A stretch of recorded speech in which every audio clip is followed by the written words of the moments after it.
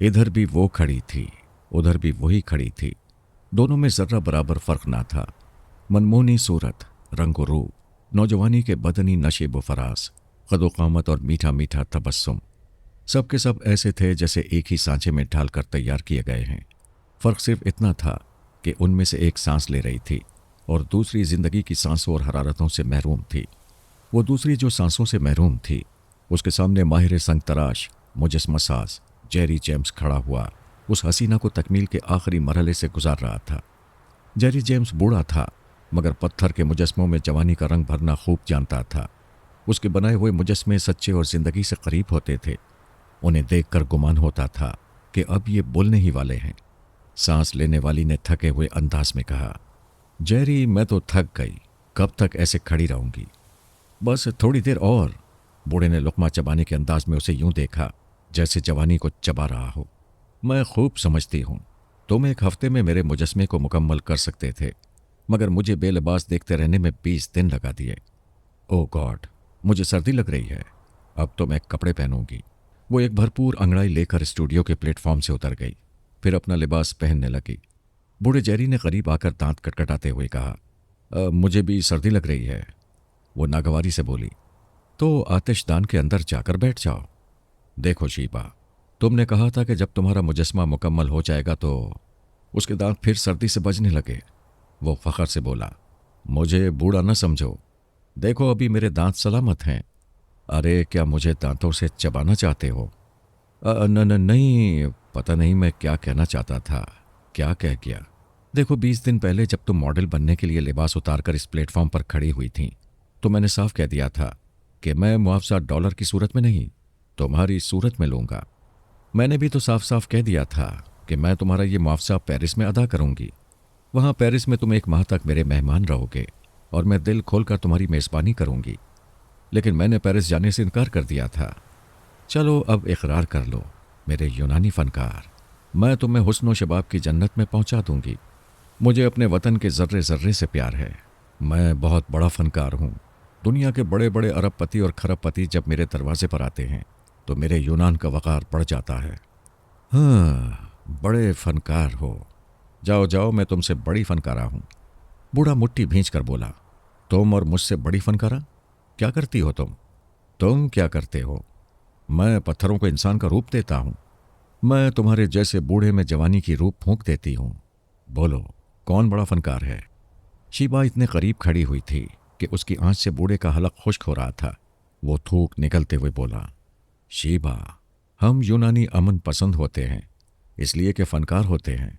मैं तुमसे झगड़ा करना नहीं चाहता, प्यार से तुम्हें मांग रहा हूं। फनकार तो बड़े हुस्न परस्त होते हैं और हुस्न परस्ती के लिए पेरिस से ज़्यादा खूबसूरत जगह कोई नहीं है। मुझे पेरिस ले जाने की जिद ना करो, वरना मैं तुम्हारे पेरिस को गाली दे दूंगा। वो मजाक उड़ाते हुए बोली। बूढ़े और कर भी क्या सकते हैं। जेरी ने एकदम से आगे बढ़कर उसे दबोच लिया। शीबा अपने मुजस्मे की तरह खामोश बेहिस हरकत खड़ी रही। वो हाँफते हुए बोला, सीधी उंगली से घी नहीं निकलता, मैं ज़बरदस्ती अपना मुआवजा वसूल करूंगा। जेरी औरत फूल होती है, उसे पत्थर की तरह तराशने का ख्याल छोड़ दो।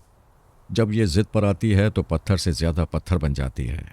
बुड्ढे, क्यों हाँप रहे हो? उसकी बात खत्म होते ही स्टूडियो के दरवाजे पर बाहर से ठोकर मारी गई। दरवाज़ा एक धड़ाके से खुल गया। बूढ़ा जेरी उछलकर उधर देखने लगा। 2 शख्स अपने हाथों में साइलेंसर लगे हुए रिवॉल्वर लिए स्टूडियो में दाखिल हो गए। वो शीबा के मुजस्मे को तनकीदी नज़रों से देखने लगे। जेरी ने खौफजदा सी लरसती हुई आवाज़ में पूछा, कौन हो तुम लोग? एक ने रिवॉल्वर का रुख उसकी तरफ करते हुए कहा, खामोश रहो, इस रिवॉल्वर पर साइलेंस लगा है, बोलोगे तो तुम्हारे मुंह पर हमेशा के लिए मौत का साइलेंसर लगा दिया जाएगा। शीबा एक कुर्सी पर बैठकर सैंडल पहनने लगी, फिर आने वालों में से एक को मुखातिब करते हुए बोली, वेल बॉब, कैसा है मेरा मुजस्मा? शानदार, लाजवाब, बॉब ने सर हिलाकर कहा। मुजस्मा साजी के फ़न का बेमिसाल नमूना है, तुम्हें मुआवजा ज़रूर अदा करना चाहिए। बॉब ने दरवाजे की समत हाथ उठाकर जोर से चुटकी बजाते हुए कहा, आ जाओ। 4 आदमी एक बड़ा सा ताबूत उठाकर अंदर आए। बूढ़े फनकार ने थूक निकलते हुए पूछा, ये ताबूत किस लिए? शीबा ने कहा, इसके अंदर मेरा मुजस्मा जाएगा। हमारा बॉस मुजस्मा साजी का कमाल देखना चाहता है। 2 आदमी मुजस्मे को ताबूत में रखने के लिए उठा रहे थे। दूसरे दो आदमियों ने बूढ़े जेरी को पकड़कर जबरदस्ती कुर्सी पर बैठाया। फिर उसके चेहरे पर एक मास्क पहनाने लगे। पहले तो उसने कमजोर सी जिद्दोजहद की, पूछता रहा कि ये उसके साथ क्या हो रहा है, लेकिन मौत की धमकी ने उसके होंठों को बंद कर दिया। 1 घंटे की मेहनत के बाद मेकअप मुकम्मल हो गया। अब बूढ़े जेरी की सूरत और शख्सियत बदल गई थी। उसे आईना दिखाया जा रहा था और वो हैरानी और परेशानी से अपने बदले हुए चेहरे को देख रहा था। बॉब ने कहा, शीबा डार्लिंग, जिसे हम कत्ल करके आ रहे हैं, अब जेरी उसकी सूरत में जिंदा बैठा है। इस ताबूत में ऊपर तले 2 खाने हैं। निचले खाने में तुम्हारा मुजस्मा है, ऊपरी खाने में मकतूल की लाश जाएगी। बॉब के साथी ने कहा, 8 बजे की फ्लाइट से मकतूल का ताबूत ले जाने की बुकिंग हो चुकी है। शीबा ने मुस्कुराकर कनखियों से जेरी को देखते हुए सवाल किया, लाश कहाँ है बॉब? वो लाश एक जगह दबा दी गई है। अब उसकी जगह ये बूढ़ा फनकार इस ताबूत में सफ़र करेगा। जेरी ने घबराकर कुछ कहना चाहा, लेकिन उसकी आवाज़ हलक में फंस गई। एक शख्स ने उसके बाजू में सिरिंज की सुई पेवस कर दी थी। देखते ही देखते बूढ़े का सर शाने पर ढलक गया। 2 आदमी उसे उठाकर ताबूत में डालने लगे। शीबा ने पूछा, इसकी बेहोशी की मुद्दत क्या है? 10 घंटे, और हम आध घंटे के अंदर इसे लेकर पेरिस पहुंच जाएंगे। शीबा सैंडल की एड़ियां बजाती हुई कमरे से बाहर चली गई। शहबाज वास्ती ने एक घने दरख्त के साए में अपनी कार खड़ी कर दी। वो जगह मुनासिब थी। गहरी तारीकी और घनी छांव में वो अपनी कार के साथ छुप गया था। सामने सड़क से गुजरने वाले उसको नहीं देख सकते थे। सड़क के उस पार वो कोठी नजर आ रही थी जहां उसे मेहमान बनकर जाना था, और वहां जाने से पहले वो अपने तैयार करदा मंसूबे पर नजरसानी के लिए दरख्त की छांव में ठहर गया था। सामने ताहिर मिर्जा की कोठी थी। शहबाज वास्ती की मालूमात के मुताबिक ताहिर मिर्जा के बेडरूम की तिजोरी में काफ़ी माल था। वो मालदार वहां तन्हा रहता था। खिदमत के लिए सिर्फ एक मुलाजिम था। अक्सर रातें काली करने के लिए वो किसी न किसी गर्लफ्रेंड को ले आता था, और कभी ऐसा भी होता कि वो कोठी सिर्फ एक मुलाजिम की निगरानी में खाली पड़ी रहती। शहबाज वास्ती की मालूमात की फहरिस्त में यह भी था कि उस तिजोरी को ताहिर मिर्जा के सिवा कोई नहीं खोल सकता था। उस तिजोरी में कुछ ऐसे आलात लगाए गए थे जिन्हें देसी किस्म के चोर डाकू समझ नहीं सकते थे। इसलिए ताहिर मिर्जा बड़े इत्मीनान से अपना माल और ज़र एक मुलाजिम के भरोसे पर छोड़कर चला जाता था। उस रात भी वो शहर से बाहर गया हुआ था और दूसरी सुबह से पहले उसकी वापसी मुमकिन न थी। शहबाज वास्ती ने इत्मीनान से कार स्टार्ट की, फिर उसे दरख्त के साए से निकालकर कोठी की तरफ जाने लगा। उस कार की छत सियाह रंग की थी। कार की दरमियानी बॉडी का रंग नारंगी था। उसके बाद निचली बॉडी का रंग फिर सियाह हो गया था। इस मुहिम के लिए ये रंगा रंगी लाजमी थी। उसने मेन गेट के सामने पहुंचकर हॉर्न दिया। मुलाजिम ने आकर कहा, साहिब नहीं हैं? हैं? वास्ती ने हैरानी जाहिर की। मैं मिर्जा का लंगोटिया यार हूं, औरंगाबाद से आया हूं। वो ना मिला तो मैं रात कहाँ गुजारूंगा? जनाब, मैं क्या कर सकता हूं? साहिब मीरपुर गए हुए हैं, कल वापस आएंगे। वास्ती ने खुश होकर कहा, ओह अच्छा, मीरपुर, मैं वहां का फ़ोन नंबर जानता हूं। दरवाज़ा खोलो, मैं फ़ोन पर राब्ता कायम करूंगा। कुछ ना कुछ तो करना ही होगा, वरना मैं तुम्हारे सर्वेंट क्वार्टर में रात गुजारूंगा। मुलाजिम ने गेट खोल दिया। कार पोर्च में आकर रुक गई। फिर मुलाजिम ने कोठी का बैरूनी दरवाज़ा खोलते हुए कहा, टेलीफोन बरामदे में है, बाकी दरवाजे साहिब ने मुकाफिल कर दिए हैं। वास्ती एक ब्रीफ केस लेकर बरामदे में आया। फिर बोला, मैं नंबर बता रहा हूं, तुम डायल करो। वो नंबर डायल करने फ़ोन पर झुका तो खोपड़ी पर ज़बरदस्त धमाका हुआ। वो फ़ोन पर झुकते झुकते फर्श पर आंधा हो गया। वास्ती ने उसकी जेबों की तलाशी ली। कोठी की दरवाज़ों की चाबियां मिल गईं। उसने पहला दरवाज़ा खोला, मुलाजिम को घसीट कर अंदर पहुंचाया। फिर मुख्तलिफ कमरों और राहदारियों से गुजरता हुआ ताहिर मिर्जा के बेडरूम में पहुंच गया। सोची समझी स्कीम के मुताबिक काम हो तो मंजिल तक पहुंचने में देर नहीं लगती। ख्वाबगाह के गोशे में एक कदावर तिजोरी खड़ी हुई थी। वास्ती ने तिजोरी के करीब एक मेज़ पर ब्रीफ केस को रखकर खोला। उसमें कई तरह के तार और इलेक्ट्रॉनिक आलात थे। वो एक पॉकेट साइज इंडिकेटर उठाकर तिजोरी के करीब पहुंच गया। फिर उसके स्विच को ऑन करके उसे तिजोरी की बैरूनी सतह पर फेरने लगा। अगर इस तिजोरी के अंदर करंट दौड़ रहा होता तो इंडिकेटर का सुर्ख बल्ब रोशन हो जाता, लेकिन सुर्ख बल्ब खामोश रहा। अगर इस तिजोरी के पट को खोलने से कोई मुज़िर रज़ा गैस खारिज होती तो इंडिकेटर का जर्द बल्ब रोशन हो जाता, और अगर वहां खतरे का अलार्म होता तो इंडिकेटर से टिक टिक की आवाज़ आने लगती। वास्ती की पेशानी पर शिकने पड़ गई, क्योंकि तिजोरी की हिफाजत के लिए ऐसी कोई एहतियाती तदबीर नहीं की गई थी। इंडिकेटर का सब्ज बल्ब मुसलसल यही बता रहा था कि वो एक आम तिजोरी है और इसे देसी हथकंडों से खोला जा सकता है। उसने ब्रीफकेस से तार और सह तरफा प्लग निकाला। फिर उसे बेडरूम के स्विच के बोर्ड और तिजोरी की होल से मुंसलिक करने लगा। प्लग के तीसरे हिस्से के तार का एक सिरा उसके हाथ में था। उस सिरे पर एक स्विच था। उस स्विच को ऑन करते ही खटाक की जोरदार आवाज़ सुनाई दी। आवाज़ के साथ तिजोरी के पट का हैंडल नीचे की तरफ झुक गया। वास्ती ने प्लग और तमाम तारों को समेटकर ब्रीफकेस में रखा। फिर आगे बढ़कर तिजोरी के पट खोल दिए। वहाँ बहुत सी चीज़ें थीं।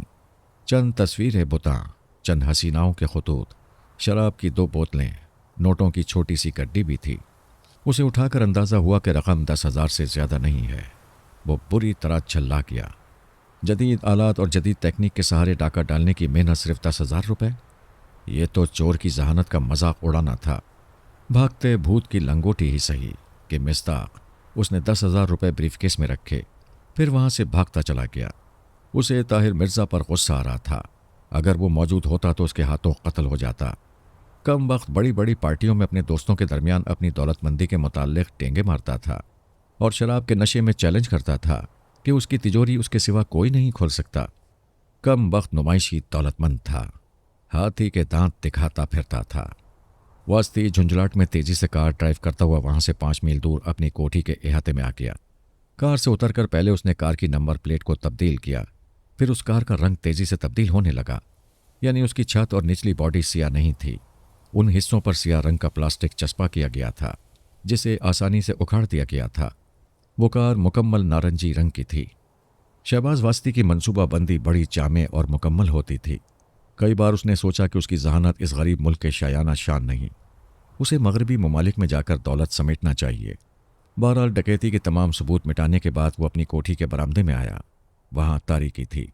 वो बरामदे का स्विच ऑन कर सकता था, लेकिन गुस्से में उसने ऐसा नहीं किया। कोठी का बैरूनी दरवाज़ा खोलने के लिए उसने जेब से चाबी निकाली, फिर उसकी होल में डालने लगा। अचानक ही उसने अपनी गर्दन पर ठंडक महसूस की। जराइम का तजुर्बा रखने वाला समझ गया कि उसकी गर्दन पर रिवॉल्वर की नाल रखी हुई है। एक सर्द और बेरहम सी आवाज़ सुनाई दी, चालाकी ना दिखाना, चुपचाप दरवाज़ा खोलकर अंदर चलो। वास्ती ने हुक्म की तामील की। दरवाज़ा खोलकर आगे चलता हुआ अंदर आया। हुक्म दिया गया, स्विच ऑन करो और मेरा रुख रोशन देखो।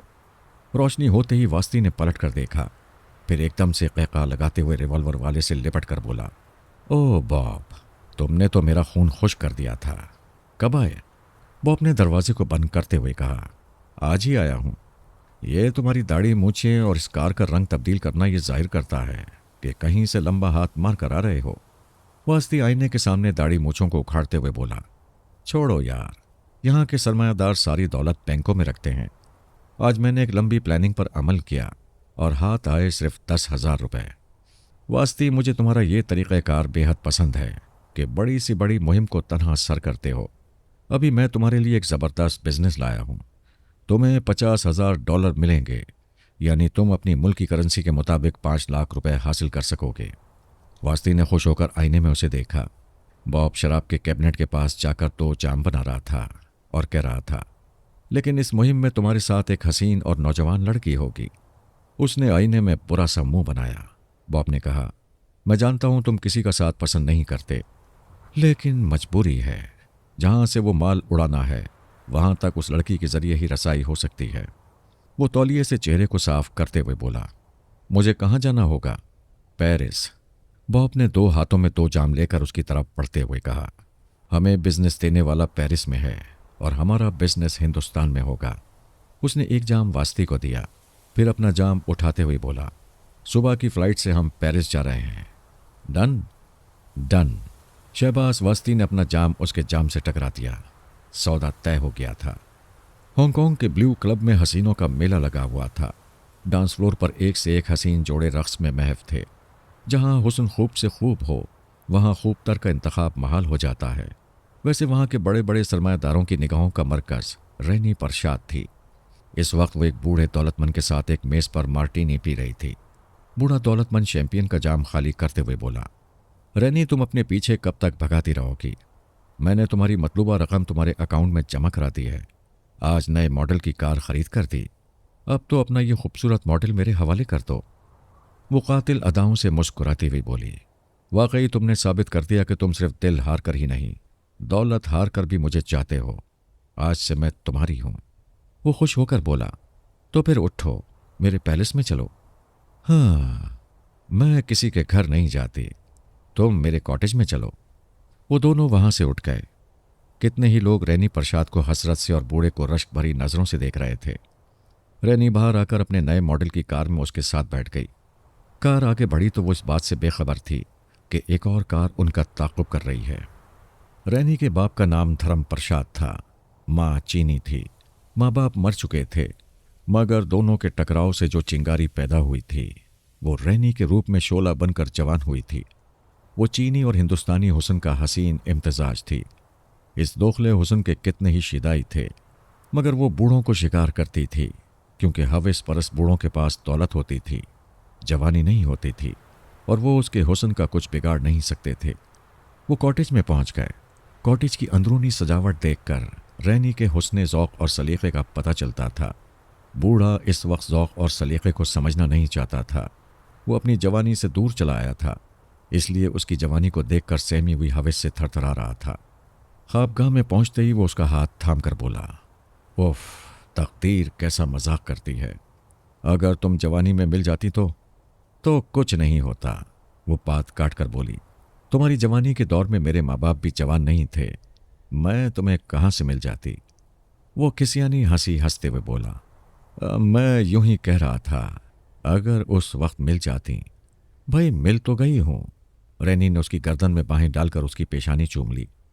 बूढ़े ने हाँफते हुए एक गहरी सांस खींची, जैसे जोर की सांस न लेता तो दम बाहर ही रह जाता। उसकी एक बच्चे जैसी हालत थी। कम फहम बच्चा खिलौने के रंग बरंगे हुस्न को बड़े शौक से देखता है, बड़ी दिलचस्पी से उसे उलट पुलट करता रहता है। ये नहीं समझता कि किस तरह इस खिलौनों को चाबी देकर चलाया जाता है। नतीजा ये होता है कि कभी खिलौना टूट जाता है, कभी बच्चा उसे चलाने में नाकाम होकर बेबसी से रोने लगता है। बहुत देर बाद रैनी ने अपने मौतर रुमाल से उसके आंसू पोंछते हुए कहा, दिल छोटा ना करो, मैं तुम्हारी हूं, तुम मेरे हो, हम जन्म जन्म तक साथ रहेंगे। यहाँ के सरमायादार यही समझेंगे कि तुमने बुढ़ापे में मुझे फदा कर लिया है। अब जाओ, घर जाकर ठंडे पानी से गुस्ल कर लेना। उसने बूढ़े खरीदार को समझा बुझा कर थपक थपक कर तसल्लियाँ देते हुए रुखसत कर दिया। उसके जाने के बाद उसने एक जोर का कैका लगाया, फिर रिकॉर्ड प्लेयर को ऑन करके मस्ती में झूमने लगी। इतने में कॉल बेल की आवाज़ सुनाई दी। उसने आगे बढ़कर दरवाज़ा खोला। बाहर एक अंग्रेज़ अजनबी खड़ा हुआ था। उसने रस्मन अपना हैट उतारते हुए कहा, हेलो, मुझे डेविड कहते हैं, मैं मम्मी दी ग्रेट का ये तारुफी ख़त लाया हूँ। रैनी ने उसके हाथ से लिफाफा लेकर उसे खोला, अंदर की तहरीर पढ़ी, फिर मुतमईन होकर बोली, अंदर आ जाओ। बॉब अंदर आ गया। वो शराब के कैबिनेट को खोलती हुई बोली, क्या पियोगे? एनी विस्की विल डू, कोई सी भी विस्की चलेगी। उसने शीशे के नाजुक से सागरों में एक एक पैक बनाते हुए पूछा, बिजनेस क्या है? वो एक सोफे पर बैठते हुए बोला, पहले यहाँ से पेरिस जाना है, वहाँ बिजनेस की तफसील मालूम होगी। मैं एक एजेंट हूँ, सिर्फ इतना जानता हूँ कि बिजनेस हिंदुस्तान में होगा। क्या वो बिजनेस देने वाला कोई पुरस्कार बॉस टाइप का आदमी है? नहीं, वो खुल्लम खुल्ला कारोबारी आदमी है। तुमसे रूबरू बातें होंगी।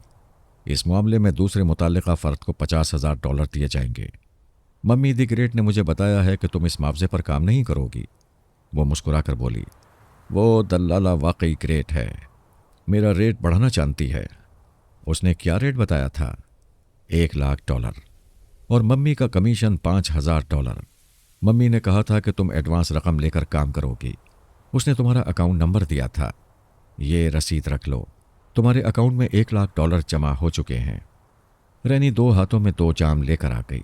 एक जाम उसे पेश किया, फिर उसके हाथ से रसीद लेकर उसे पढ़ा, फिर मुस्कुराकर बोली, नाइस डीलिंग। इतनी बड़ी रकम पानी की तरह बहाने वाला कैसे जानता था कि मैं उसके मंसूबे के मुताबिक काम करने की अहलियत रखती हूँ? तुम्हारी तस्वीरें और तुम्हारा रिकॉर्ड सब वहाँ मौजूद है। तुम्हारा इंतखाब करने की 2 अहम वजूहात हैं। एक तो ये कि तुम चीनी हिंदी लहू का हसीन मुरक्कब हो, दूसरा ये कि तुम हिंदुस्तानी ज़बान रवानी से बोल लेती हो। रवानगी कब होगी? कल दोपहर की फ़्लाइट से हम पेरिस जाएंगे। रैनी ने जाम से जाम टकरा कर टन कर दिया। एक बहुत बड़ी गोल मेज़ के अतराफ वो तमाम लोग बैठे हुए थे। उनमें शहबाज वास्ती और रैनी प्रसाद नुमाया थे। एक रिवॉल्विंग चेयर पर एक मोटा भद्दा और नाटे कद का आदमी बैठा हुआ अपनी जिसामत का सिगार पी रहा था। हाजरीन के सामने मेज़ पर बहुत से रसाइल और अखबारात इधर उधर पड़े हुए थे। उसी मेज़ पर एक हसीना के मुजस्मे का कटा हुआ सर रखा हुआ था। वो सर किसी चीनी दोशीज़ा का था। किसी हद तक रैनी परशाद उससे मुशाबहत रखती थी। अगर मेकअप के जरिए रैनी के चेहरे पर थोड़ी सी मेहनत की जाती तो वो मुकम्मल तौर पर उस चीनी दोशीज़ा की हम शक्ल बन जाती। वो कटा हुआ सर प्लास्टर ऑफ पेरिस से तैयार किया गया था। उसे कुदरती हुस्न के करीब लाने के लिए बाकायदा उसके चेहरे का मेकअप किया गया था, जैसे जिंदा और जवान हसीनाएं मेकअप करती हैं। उसके सर पर रेशमी जुल्फों की विक और आंखों पर मसनूई पलकों की झालरें भी थीं। उसे देखकर यूं लगता था जैसे सचमुच किसी हसीना का सर काटकर उस मेज पर रख दिया गया हो। उस नाटे कद के मोटे भद्दे से गेंडे ने सिगार का धुआं छोड़ते हुए कहा, दोस्तों, पहले मैं अपना तारुफ करा दूं। मेरा नाम जोमेक ईस्टर है। तुम सब मुझे जौ कहकर मुखातिब कर सकते हो। आसार कदीमा के माहिरीन में मेरा शुमार होता है। मैं हज़ारों साल पीछे जाकर नवादरात की खोज लगाता हूँ। हर कीमत पर उन्हें हासिल करता हूँ, फिर ऊंची सी ऊंची कीमत लगाकर उन्हें फ़रोख्त कर देता हूँ। वो सिगार का कश लगाने के लिए चुप हो गया, फिर मुंह भरकर धुआं छोड़ने के बाद बोला, ये सर जो तुम लोगों के सामने रखा हुआ है एक चीनी दोशीज़ा का है। उसका नाम रेयून था।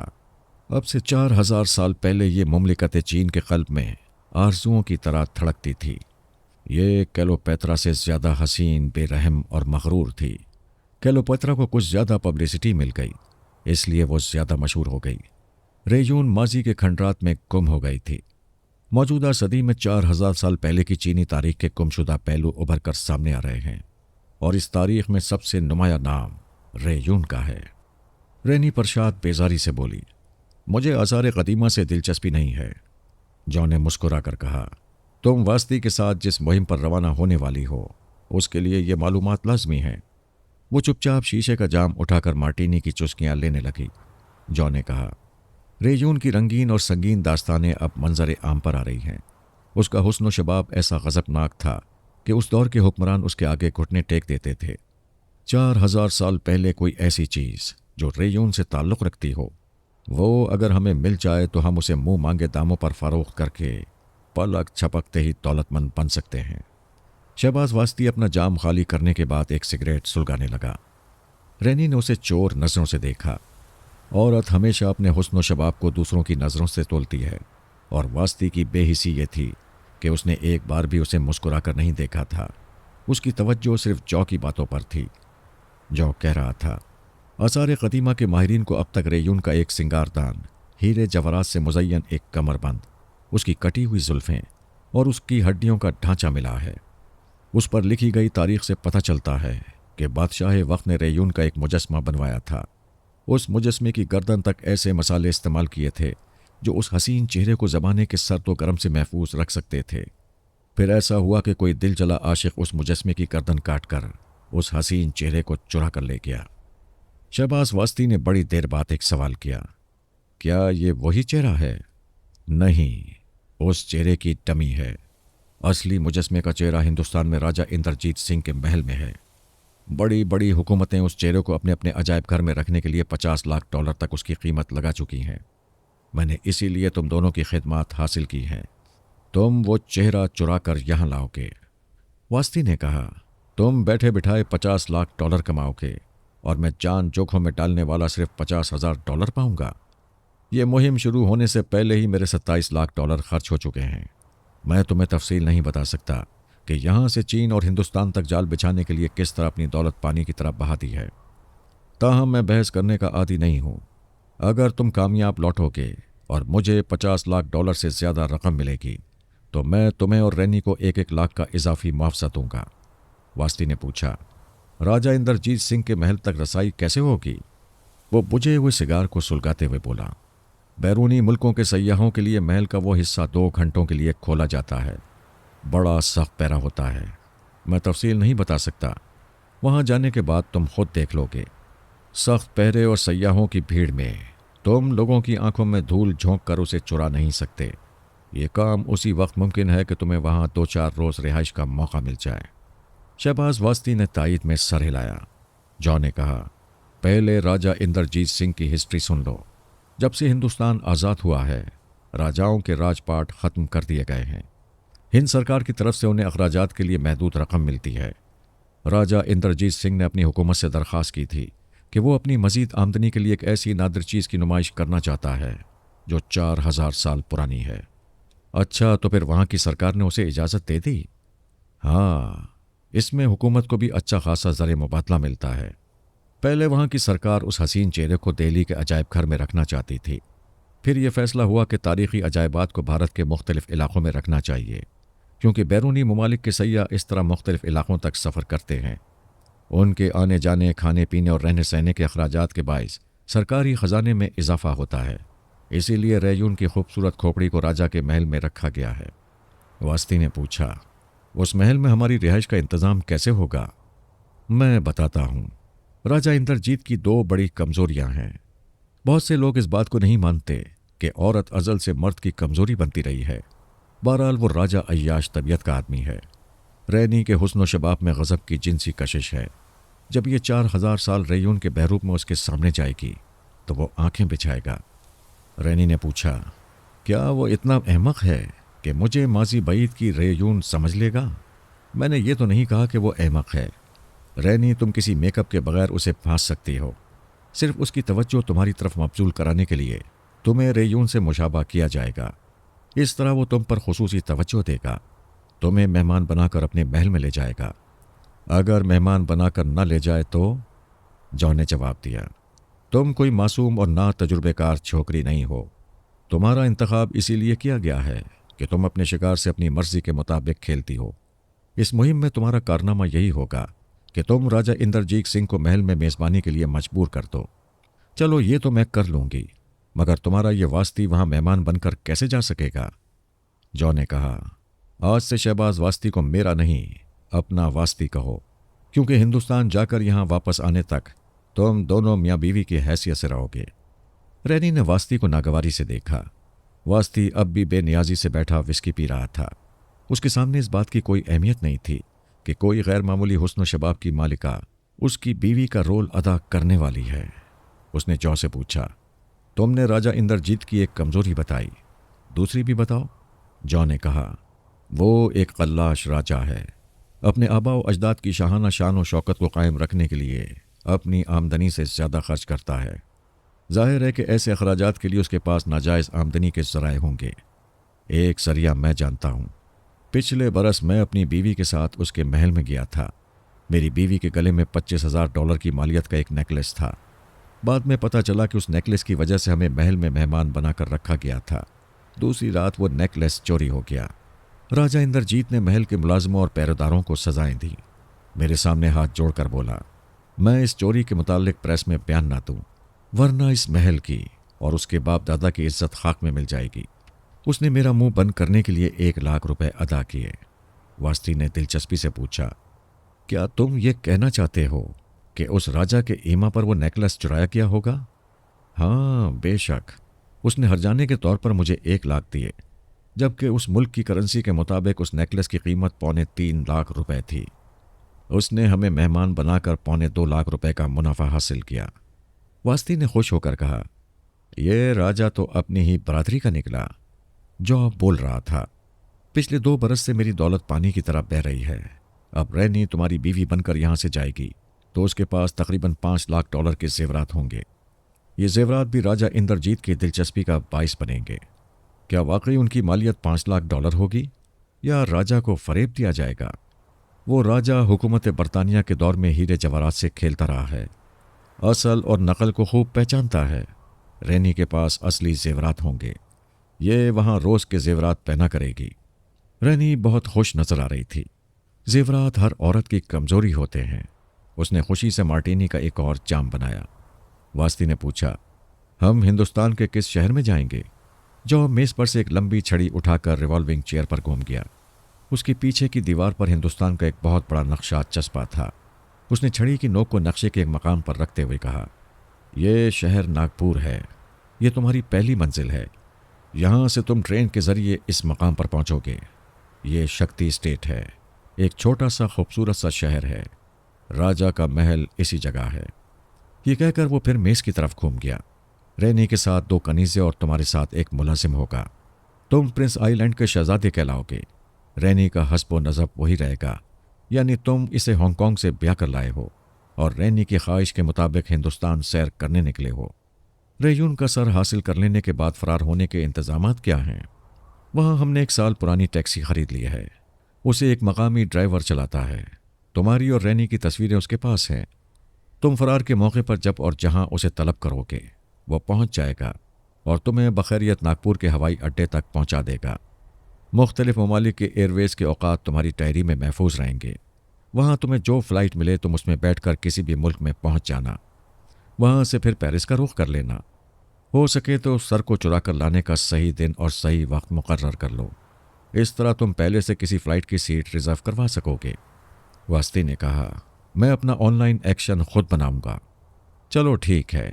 अगर रेयून के सर के मुतालिक मजीद मालूमात हासिल करना चाहो कि ये सर राजा इंद्रजीत सिंह के पास कैसे पहुंचा, तो मेज़ पर से ये तमाम रिसाले और अखबारात उठाकर पढ़ लो। इनके मुताले से तफसीली मालूमात हासिल हो जाएगी। रैनी अपनी जगह से उठती हुई बोली, मुझे रेयून से कोई दिलचस्पी नहीं है। मैं पेरिस की रंगीनियाँ देखने जा रही हूँ। जॉन ने कहा, 1 मिनट रैनी, मुआहदे के मुताबिक तो मेरे अहकामात की पाबंद हो। तुम्हें इसी वक्त से वास्ती के साथ वक्त गुजरना होगा। तुम दोनों अभी से घुल मिलकर नहीं रहोगे तो वहाँ मियाँ बीवी का रोल कामयाबी से अदा नहीं कर सकोगे। रैनी ने तंज़ी अंदाज में मुस्कुराते हुए वास्ती को मुखातिब किया, क्या ख्याल है शौहर साहेब, क्या मुझे पेरिस की सैर कराओगे? वास्ती ने गहरी संजीदगी से उस पर एक नज़र डाली, फिर जौ से कहा, मुझे औरतें जहर लगती हैं। रैनी को तन्हा तफरी के लिए जाने दो। हम हिंदुस्तान में झगड़ालू मियाँ बीवी का रोल अदा करेंगे। रैनी ने उसे गुस्से और नफरत से देखा, फिर ऊंची एड़ी के सैंडल बजाती हुई वहां से चली गई। जॉ ने कहा, वास्ती, ये तो सचमुच नकचड़ी बीवी की तरह गुस्सा दिखाकर गई है। हाँ, इसी तरह अदाकारी में हकीकत का रंग भरा जाएगा। जॉ ने तायद में सर हिलाकर कहा, तुम्हारा ये रवैया दुरुस्त लगता है, लेकिन वहां पहुंचकर ये गुस्से में कोई गड़बड़ न कर दे। वास्ती ने एक रिसाले के सरे वर्क पर राजा इंद्रजीत सिंह की तस्वीर देखते हुए कहा, तुम रैनी की फिक्र ना करो, अभी वास्ती से इसका वास्ता नहीं पड़ा है, मैं इसे हैंडल कर लूँगा। वो नागपुर पहुंच गए। वहाँ के सबसे महंगे होटल में उन्होंने डबल बेड का एक रूम हासिल किया। मुलाजमों के लिए आसपास के सिंगल रूम लिए गए। पूरे होटल में यह खबर गर्म हो गई कि प्रिंस आइलैंड का शहजादा अपनी नौबयाता दुल्हन के साथ हिंदुस्तान की सैर के लिए आया है। वास्ती और रैनी के मलबूसात, हीरे जवाहरात चढ़े हुए जेवरात और उनकी शाहाना शान व शौकत का चर्चा आम हुआ तो प्रेस फोटोग्राफर भी खींचे चले आए। शहबाज वास्ती के चेहरे पर दाढ़ी मूंछों का इजाफा हो गया था। दाढ़ी बड़े खूबसूरती अंदाज में तराशी गई थी। आई लेंस के जरिए आंखों का रंग और तासुरात बदल गए थे। सर के बाल हिप्पियों के अंदाज में पड़े हुए थे, लेकिन उन बालों की सेटिंग में सलीका था। वो सचमुच एक शहजादा नजर आता था। अपनी और रैनी की तस्वीरें उतरवाने और अखबारात में शाया कराने में कोई नुकसान न था, क्योंकि रैनी भी अपने असल रूप में नहीं थी। कितने ही फोटोग्राफर रैनी को देखकर चौंक गए थे, क्योंकि उन्होंने रेयून का हसीन चेहरा राजा इंद्रजीत के महल में देखा था और वो 4000 साल पहले की रेयून जिंदा हकीकत की तरह सामने नजर आ रही थी और अपने शौहर के साथ तस्वीरों के लिए मुख्तलिफ पोज दे रही थी। फोटोग्राफरों से निमटकर वो डबल बेड के कमरे में आ गए। कमरे में आते ही रैनी की मुस्कुराहट नागवारी में बदल गई। वो दरवाज़ा बंद करते हुए बोली, यहाँ तो एक ही बिस्तर है। वो अपना कोट उतारते हुए बोला, डबल बेड का मतलब 2 बिस्तर नहीं होता, एक ही होता है, वसी मायनों में मियाँ बीवी के लिए। मैं यहाँ नहीं सो सकूंगी, सोना और जागना तुम्हारे इख्तियार में है। वो सूटकेस खोलकर सोने के लिए स्लीपिंग सूट निकालने लगा। वो कहने लगी, मैं मर्दों की फितरत को खूब समझती हूँ, पहले इसी तरह खुश्क मिजाजी दिखाते हैं। वो स्लीपिंग सूट उठाकर वॉशरूम की तरफ जाते हुए बोला, राजा इंद्रजीत भी एक मर्द है, बेहतर है उसकी फितरत को समझने की प्लानिंग करो। हमें सिर्फ अपने अपने धंधे के मुतालिक सोचना और उस पर अमल करना चाहिए। वो जवाब सुने बगैर वॉशरूम में चला गया। वो नज़रों से ओझल हुआ तो रैनी एकदम से संजीदा हो गई। वो वास्ती के साथ पेरिस में 2 दिन और आज के सफ़र में तीसरा दिन गुजार चुकी थी। वो किसी से मुतासिर होना नहीं जानती थी, मगर वो पत्थर दिल के शीशे की तरफ आ रहा था। अब तक जो भी उसके करीब आया खुशामदी खरीदार और तलबगार बनकर आया था, लेकिन औरत कभी ये भी चाहती है कि कोई ऐसा हो जो तलब ना करे, बल्कि वो उसे तलब करती रहे। रैनी अपनी सोच से खौफजदा थी कि एक पत्थर उसका मतलूब बन रहा था। उसके गुरूर के शीशे पर वो पत्थर आकर लगने ही वाला था। उसका सर दुखने लगा। वो संभलना चाहती थी, उसने फ़ोन के ज़रिए मार्टिनी की बोतल तलब की। वॉशरूम से वास्ती ने कहा, मेरे लिए वोडका की बोतल मंगवा लो। उसने तेजी से पलटकर वॉशरूम की तरफ देखा। वो अंदर ही था, जैसे हुक्म दे रहा था। क्या वो किसी हाकिम मर्द को बर्दाश्त कर सकती थी? उसने होठों को भींचकर रिसीवर रख दिया। वो कोई फर्माबरदार बीवी नहीं थी कि हुक्म की तामील करती। अपने सूटकेस के पास पहुंचकर गाउन निकालने लगी। वास्ती वॉशरूम से बाहर आ गया। रेशम के स्लीपिंग सूट में खूब चच रहा था। रैनी ने कनखियों से उसे देखा, फिर वॉशरूम में चली गई। दोनों के दरमियान खामोशी से जंग जारी थी। वास्ती ने फ़ोन का रिसीवर उठाकर काउंटरमैन से रब्ता कायम किया, फिर आहिस्तगी से कहा, मार्टिनी का ऑर्डर कैंसिल, सिर्फ एक वोडका की बोतल और आइस क्यूब्स चाहिए, थैंक्स। रिसीवर रखने के बाद वो एक सिगरेट सुलगाते हुए आइंदा प्रोग्राम के मुताल्लिक गौर करने लगा। वाकई उसका मिजाज इस हद तक खुश्क था कि वो शराब और शबाब के हुसूल के वक्त भी सिर्फ अपने धंधे के मुताल्लिक सोचता रहता था। होटल का मुलाजिम एक ट्रे में शराब की बोतल और बर्फ़ की क्यूब्स ले आया। उसके जाने के बाद रैनी वॉशरूम से बाहर आ गई। उसने ट्रे पर रखी हुई सिर्फ एक बोतल को देखते हुए पूछा, क्या मेरा ऑर्डर सर्व नहीं किया गया? वो उठकर बोतल के पास पहुंचते हुए बोला, मैंने मार्टिनी के लिए मना कर दिया था। क्यों? उसने हलक के बल चीख कर पूछा, फिर खांसने लगी। क्यों अपना गला खराब कर रही हो? जब तक ये मुहिम सर ना हो जाए, बीवी बनकर शौहर की ज्यादतियों को बर्दाश्त करना सीखो। मैं बर्दाश्त नहीं कर सकती। वो अपने लिए एक पैक बनाते हुए बोला, रैनी एक बात याद रखो, जो इस मुहिम पर अपनी दौलत यूं ही लुटा रहा होगा, उसने हमारी निगरानी करने वाले भी मुकर्रर किए होंगे, ताकि हम में से कोई उसे धोखा दे या काम बिगाड़े तो हमारा काम तमाम कर दिया जाए। अगर तुम अपनी जिद और गुरूर में मुझसे ताउन नहीं करोगी तो वो भारी मुआवजा देने वाला चौ तुम्हें बड़ी आसानी से कत्ल करा देगा। मैं तुम्हें समझाता हूँ, खुद अपनी जान की दुश्मन ना बनो। वो मौत से डरती थी। कोई भी हसीन औरत भरी जवानी में मरना नहीं चाहती। वो ज़रा सहमी हुई सी बोली, तुमने मार्टिनी का ऑर्डर कैंसिल करा दिया। मुझे गुस्सा दिलाकर मुझसे ताउन की उम्मीद कैसे करते हो? तुम्हारा सबसे बड़ा ताउन यही होगा कि गुस्सा आए तो उसे पी जाया करो। हम जिस तरीक़ेकार पर अमल करने वाले हैं, उस अमल के दौरान तुम्हारा गुस्सा हम दोनों को नुकसान पहुंचाएगा। वो झुंझलाकर एक ईजी चेयर पर बैठ गई। वो समझ रही थी कि मुआहदे के मुताबिक उसे हर हाल में ताउन करना होगा। अपने गुरूर को भी मारना होगा, वरना जौ के आदमी उसे गोली मार देंगे। वास्ती संग दिल सही, लेकिन उसकी सलामती की बातें कर रहा था। वो सर उठाकर उसे देखने लगी। उसने अपने जाम से एक चुस्की लेते हुए कहा, तुम गुस्सा पीकर मुहज्जिब अंदाज में मुझसे मार्टिनी की फरमाइश करो, मैं अभी मंगवा दूंगा। वो अपनी जगह से उठकर आहिस्ता आहिस्ता चलती हुई ट्रे के पास आई, फिर मुस्कुराकर बोली, मैं तुम्हारे हिस्से की पी रही हूं, शायद इस तरह गुस्से को पी सकूं। वास्ती ने आगे बढ़कर उसके लिए जाम बनाया, फिर उसे पेश करते हुए कहा, तुम ताउन करती रहो, मैं तुम्हारी कदर करता रहूंगा। रैनी जाम लेते वक्त उसका हाथ थाम कर बोली, वास्ती, तुम बहुत टफ गाय हो। मैं तुम्हें पसंद करती हूँ। बेशक पसंद करो, लेकिन रोमांस शुरू न कर देना। मैं एक काम के वक्त दूसरा काम पसंद नहीं करता। रैनी की औरतपन को ठेस पहुंची। वो चुपचाप अपना जाम लेकर एक सोफे पर बैठ गई। वास्ती ने सूटकेस से एक डायरी निकाली, फिर उसके पास बैठकर उसे खोलते हुए बोला, इस डायरी के मुताबिक कल दिवाली का त्यौहार है। राजा इंद्रजीत एक दिवालिया राजा है और दिवाली की रात महल में चरागा किया जाता है। मुअज़्ज़िज़ लोगों को दावतें दी जाती हैं। सबसे अहम बात यह कि दिवाली की रात ऊंचे पैमाने पर जुआ खेला जाता है और राजा के पास इतनी दौलत नहीं है कि वो इतने सारे अखराजात बर्दाश्त कर सके। इसलिए वो इस बहाने महल छोड़कर नागपुर आ गया कि यहाँ एक सूबाई गवर्नर ने उसे दिवाली की रात मदऊ किया है। वो नाइटी की गिरेबान की डोर को ढीला करते हुए बोली, सुन रही हूँ। वास्ती ने एक नज़र उस पर डाली। बारीक नाइटी के पीछे उसका गोरा बदन चांदनी की तरह छिलमिला रहा था। उसे देखकर तौबा टूट जाती थी और हाथ से जाम छूट जाता था। वो नज़रें हटाकर डायरी को पढ़ते हुए बोला, वो राजा कल सुबह 10 बजे सरस्वती पूजा के लिए गढ़ी गदाम के एक मंदिर में जाएगा। रैनी ने पूछा, कोई ज़रूरी है कि वो पूजा के लिए उसी मंदिर में उसी वक्त जाए? मैं क्या कह सकता हूँ। जॉन ने पिछले 2 बरस से राजा के मुताल्लिक जो अहम मालूमात हासिल की हैं वो इस डायरी में दर्ज हैं। उसमें यह भी लिखा है कि वो नागपुर आकर राजा कमल होटल के डाइनिंग हॉल में दोपहर का खाना ज़रूर खाता है। कहीं ना कहीं तुम्हारा उसका सामना हो जाएगा। मकसद ये है कि वो किसी तरह तुम्हें देख ले। चलो, वो देख लेगा, आगे बढ़ो। वो डायरी बंद करते हुए बोला, आगे तुम्हारी जहानत और तजुर्बा काम करेगा। वो रैनी के पास से उठकर बोतल के पास आया। अपने लिए एक और जाम बनाने के बाद सूटकेस से वो रिसाला निकालने लगा जिसमें राजा इंद्रजीत का इंटरव्यू और रेयून के सिलसिले में तारीखी मालूमात शाया हुई थी। रैनी ने पूछा, क्या तुम्हारी शादी हो चुकी है? नहीं। वो दूसरे सोफे पर बैठकर रिसाला खोलने लगा। गर्लफ्रेंड्स कितनी हैं? एक भी नहीं। वो पढ़ने के दौरान बोला, मुझे फजूल बातों में ना उलझाओ, ज़रा स्टडी करने दो। वो हूं करके अपनी जगह से उठी, फिर अंगड़ाई लेती हुई बिस्तर पर लेट गई। वो एक ही बिस्तर था और वास्ती को देर सवेर वहां आकर सोना था।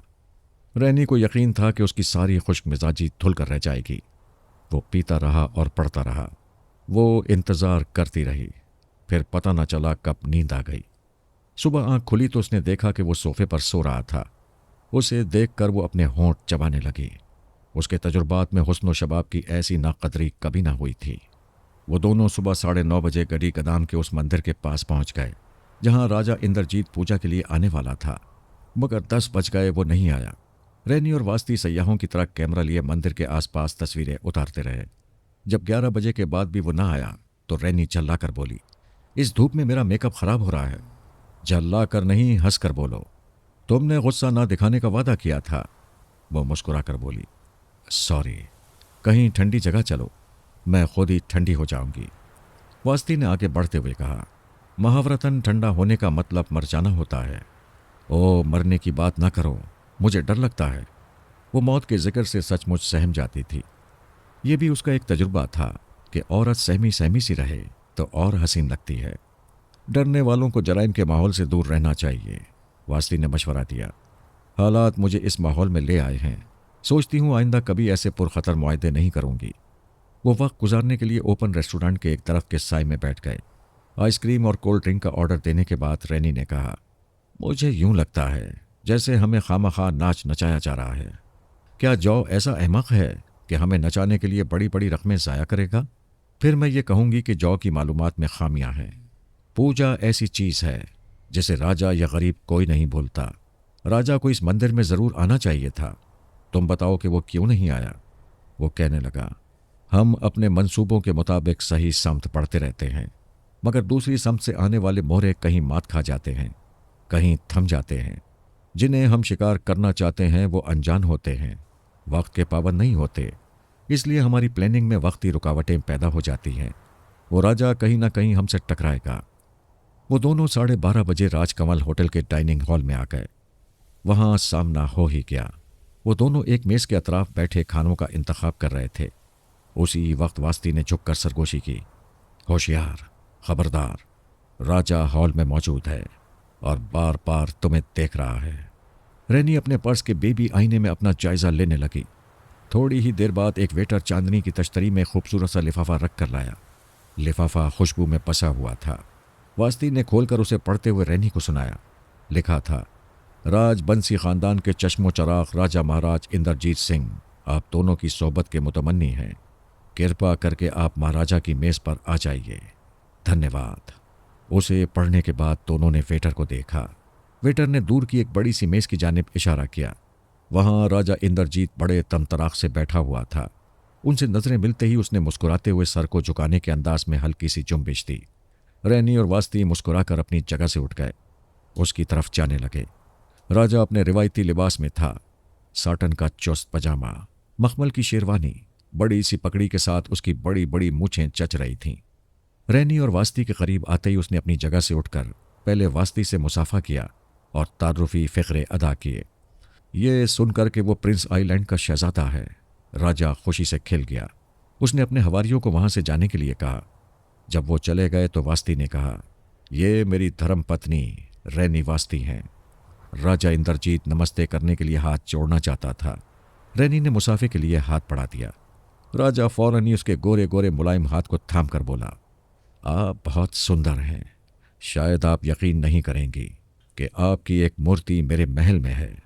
वो मुस्कुरा कर बोली, वो मेरी नहीं रेयून की खोपड़ी है।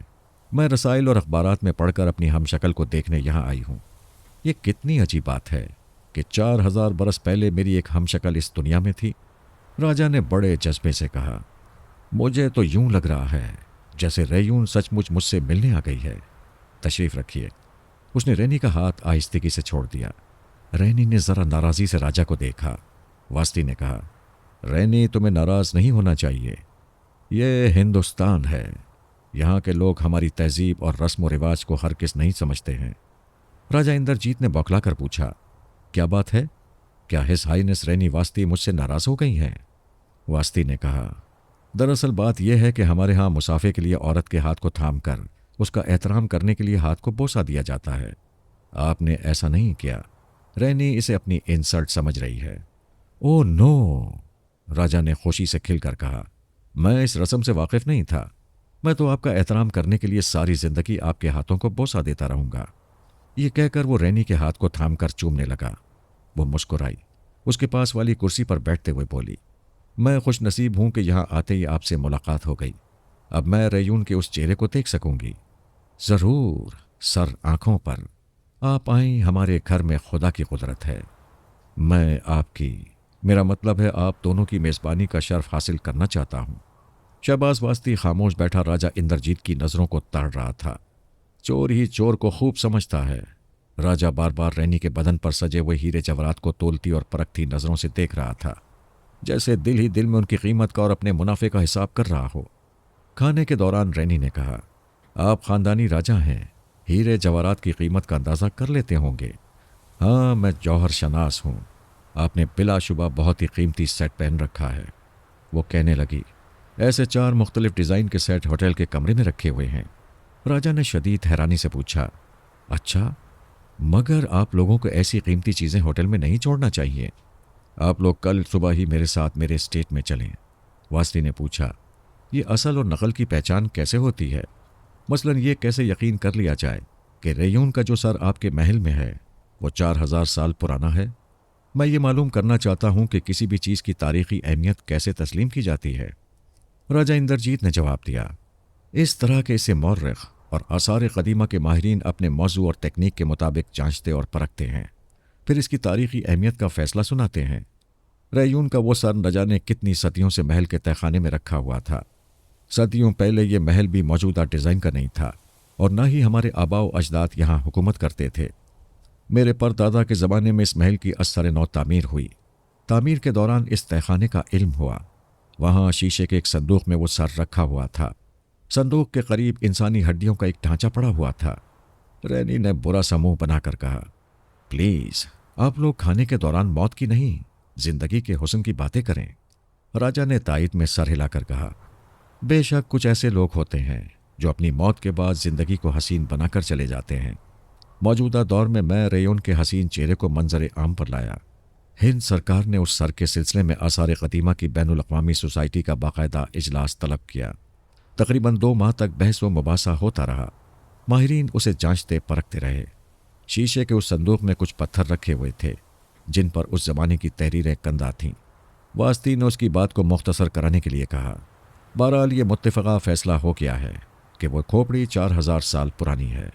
हाँ, मगर इसका एक दिलचस्प पहलू यह है कि 2 माहिरीन ने उस पत्थर की तहरीर को पढ़ लिया। उन्होंने इंकिशाफ किया कि संदूक के पास जो ढांचा पाया गया था वो रेयून का आशिक था। वो उसके सर को चुराकर हिंदुस्तान ले आया था और उस वक्त एक राजा के यहाँ पनाह ली थी। उसके महल के उस गोशे में वो उन पत्थरों पर अपने जज्बात को शायरी में पेश करता रहता था।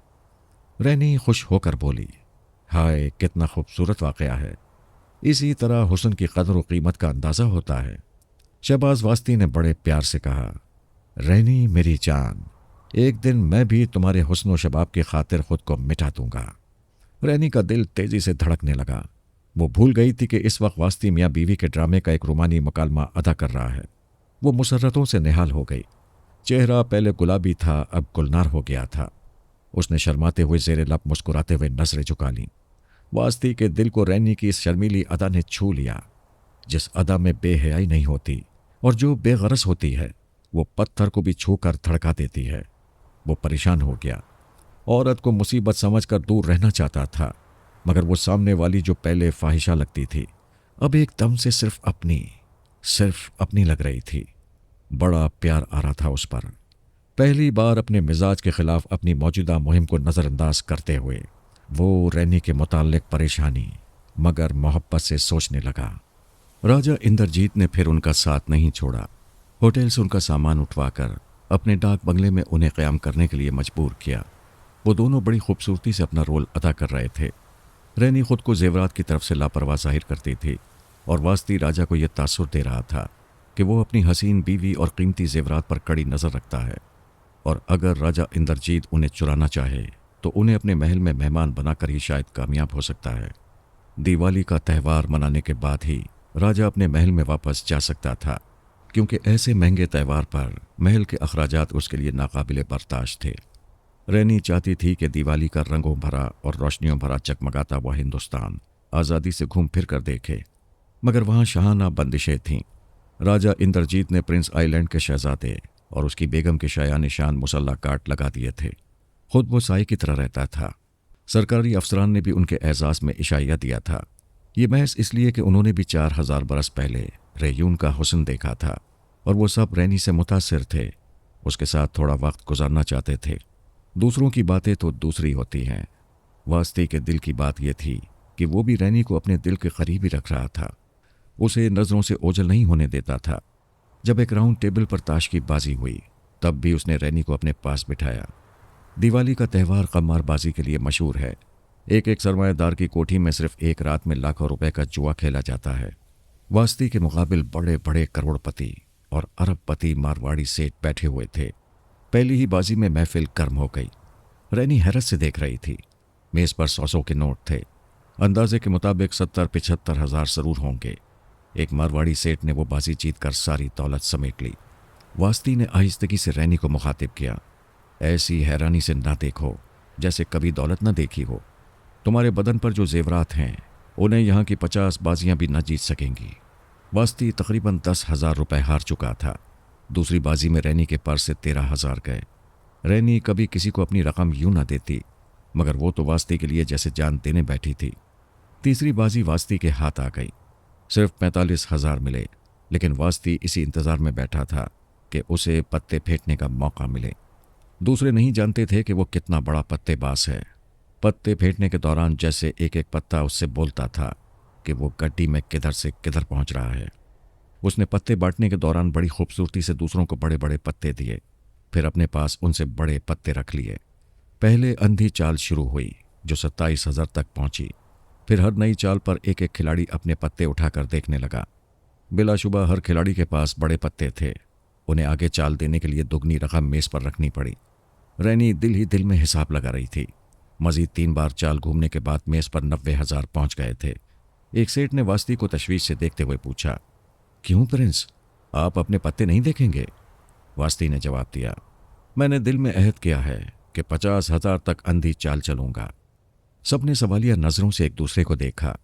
खेल की मौजूदा पोजीशन ये थी कि वास्ती हर अंधी चाल में 3,000 रुपए दे रहा था, जबकि दूसरे देखी हुई चाल में 6,000 दे रहे थे। वो चाहते थे कि वास्ती भी अपने पत्ते देखने के बाद 6,000 की चाल चले, लेकिन वो इनकार कर रहा था। 1 घंटे के अंदर मेज पर नोटों का पहाड़ बुलंद हो गया था। मगरबी ममालिक में मेज पर करेंसी नोट नहीं रखे जाते। वहाँ जुआ खेलने के दौरान टोकन के जरिए रकम का हिसाब लगाया जाता है। खुसूसन हिंदुस्तान में दिवाली की रात नक़द नारायण रखे जाते हैं। उनके अकीदे के मुताबिक लक्ष्मी देवी उनके पास बरकत के लिए आती है। रैनी इतनी देर में हिसाब भूल गई थी। अंदाज़ा ये था कि 2.5 लाख की चालें हो चुकी हैं। 2 खिलाड़ियों ने अपने पत्ते फेंक दिए, मैदान से हट गए। एक सेठ ने कहा, प्रिंस, मेरा नाम दौलत राम है और दौलत मेरे ही पास आती है। बेहतर है अपने पत्ते उठाकर देख लो। रैनी ने आहिस्ता से कहा, अंधी चाल में 50,000 की रकम हार जाना दानिशमंदी नहीं है। मेरा दिल डूब रहा है, पत्ते देख लो। वास्ती ने कहा, सेठ दौलत राम, मैं आपके मशवरे पर ज़रूर अमल करता, लेकिन मेरी बात पत्थर की लकीर होती है। 50,000 से पहले पत्ते देखना मेरी शान के खिलाफ है। हाँ, एक रास्ता है। सबने उसे सवालिया नज़रों से देखा। वो कहने लगा, मैं अब तक 36,000 रुपये फेंक चुका हूँ। अगर आप सब राज़ी हो जाएं तो मैं एक ही अंधी चाल में 13,000 देकर 50,000 का अहद पूरा कर लूँ। वो सब आपस में मशवरे करने लगे, क्योंकि वास्ती के 13,000 के बाद उनमें से हर एक को 26,000 रुपये पड़ते। थोड़ी देर बाद 2 आदमियों ने एक दूसरे को अपने अपने पत्ते दिखाकर आपस में समझौता किया। जिसके पत्ते कमज़ोर थे वो मैदान से हट गया। दूसरी तरफ भी 2 आदमियों का समझौता हो गया था, यानी आखिर में वास्ती के मुकाबिल 2 सेठ रह गए। वो दोनों एक दूसरे के कारोबारी हरीफ थे, इसलिए उन्होंने सुलह नहीं की।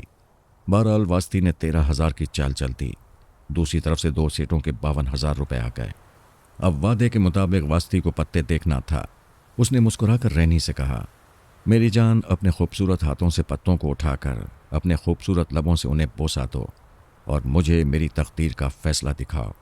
रैनी ने बेताबी से पत्तों को उठाकर चूम लिया, फिर उसे वास्ती की तरफ बढ़ा दिया। दोस्तों, पत्ते देखने के बाद उसूलन मुझे दुगनी चाल देनी पड़ेगी, लिहाजा मैं 26,000 रुपये दे रहा हूं।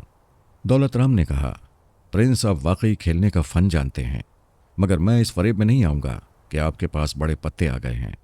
रैनी बहुत परेशान होकर वास्ती को देख रही थी और उसके बाजू को यूं सख्ती से थामे हुई थी जैसे उसे चाल चलने से रोक रही हो।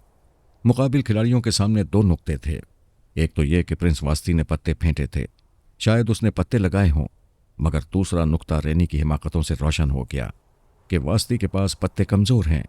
एक औरत अपने शौहर की तबाही बर्दाश्त नहीं कर सकती, इसलिए अपनी परेशानी को ना छुपा सकी। वास्ती ने सख्त लहजे में कहा, रैनी तुम यहां से जाओ। रैनी ने नाराज होकर दूसरी तरफ मुंह फेर लिया।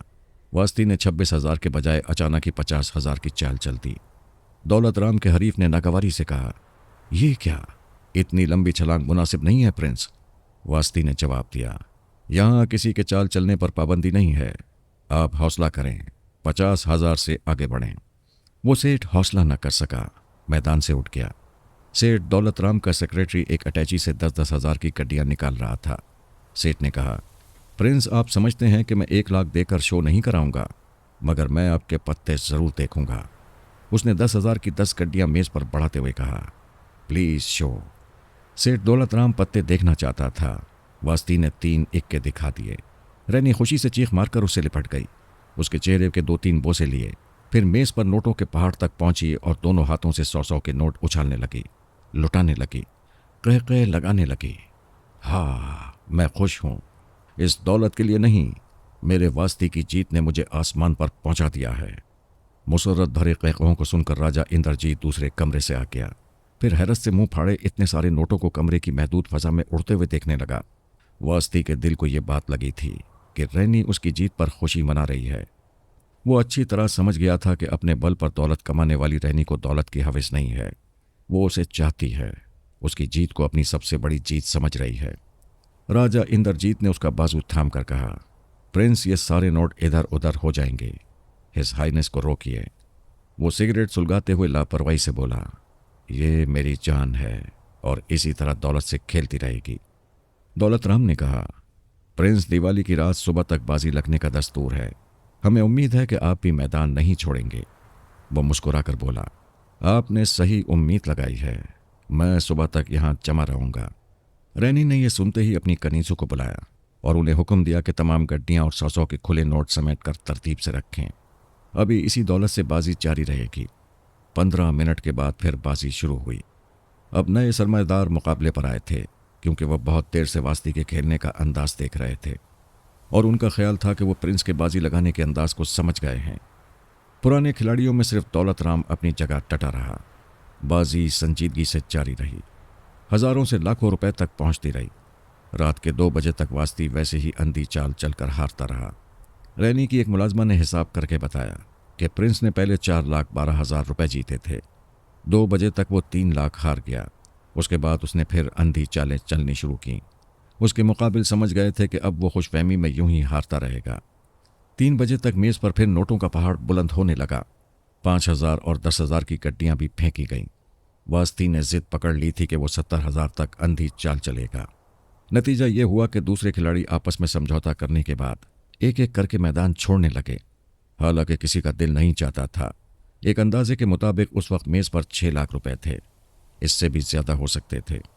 बहरहाल वास्ती ने 70,000 तक अंधी चाल चलने के बाद फिर रैनी से उसी अंदाज में कहा, मेरी जान, अपने खूबसूरत हाथों से पत्ते उठाओ और अपने रस भरे लबों से उन्हें बोसा देकर मेरी तकदीर का चेहरा दिखाओ। रैनी ने पत्ते उठाकर उन्हें चूमने के बाद वास्ती को दिखाया और खुद देखा। फिर उसका दिल धक से रह गया, चेहरे का रंग उड़ने लगा। उसने परेशानी से वास्ती को देखा। वास्ती ने मुस्कुरा कर कहा, मैं पत्ते देखने के बाद 50,000 की चाल दे रहा हूं। रैनी लरसती हुई आवाज में बोली, प्रिंस, क्या तुम पागल हो गए हो? वो खुश्क लहजे में बोला, रैनी तुम यहां से जाओ। ये ड्रामा वो लोग पहले भी देख चुके थे। वास्ती के मुकाबिल वही दौलत राम बैठा रह गया था। उसने कहा, प्रिंस दिल तो बहुत चाहता है कि शो कराऊं, तुम्हारे पत्ते देखूं, मगर फिर 1 लाख रुपए का नुकसान उठाना पड़ेगा। क्या 1 लाख का उधार चलेगा? सॉरी, जुए में उधार नहीं चलता। मैं अभी चेक लिख देता हूं, सुबह कैश हो जाएगा। वास्ती ने कहा, फिर एक बार सॉरी, शो कराओ या पत्ते फेंक दो। दौलत राम ने दूसरे सेठों को सवालिया नजरों से देखा। वो सब बिलाशुबा करोड़पति थे, मगर सुबह 4 बजे तक किसी के पास नकद 1 लाख रुपए नहीं रहे थे। सभी बैंक की गारंटी दे सकते थे और जुए में उधार और गारंटी नहीं चलती। दौलत राम ने हार पछताकर अपने पत्ते फेंक दिए। इसका मतलब ये था कि वास्ती अपने पत्ते किसी को दिखाए बगैर जीत गया था। रैनी एकदम से चकराकर वास्ती पर गिर पड़ी, क्योंकि उसने पत्ते देखे थे। वास्ती सिर्फ 1 तिग्गी और 2 दुग्गी पर तकरीबन 8 लाख रुपए जीत चुका था। नागपुर में बड़ा अच्छा वक्त गुजरा। फिर वो शक्ति स्टेट पहुंच गए। राजा इंद्रजीत ने पहले ही अपने महल में मुअज़्ज़ज़ मेहमानों की आमद की इत्तला भेज दी थी। महल में रैनी और वास्ती का शाहाना इस्तकबाल किया गया। रैनी ने अपनी 2 कनीज़ों को और वास्ती ने अपने मुलाजिम को नागपुर ही से रुखसत कर दिया था, क्योंकि राजा ने खुद कहा था कि महल में मुलाजिमों और खादमाओं की कमी नहीं है। वैसे भी वास्ती अपनी प्लानिंग के मुताबिक महल से सिर्फ रैनी के साथ आसानी से फरार हो सकता था। वास्ती पहली फुर्सत में रैयून का सर देखना चाहता था। उधर राजा ने मेहमान नवाजी के बहुत से प्रोग्राम बना रखे थे। वो अपने शाही खानदान के मुअज़्ज़ज़ अफराद से और सरकारी अफसरान से उनकी मुलाकात कराना चाहता था।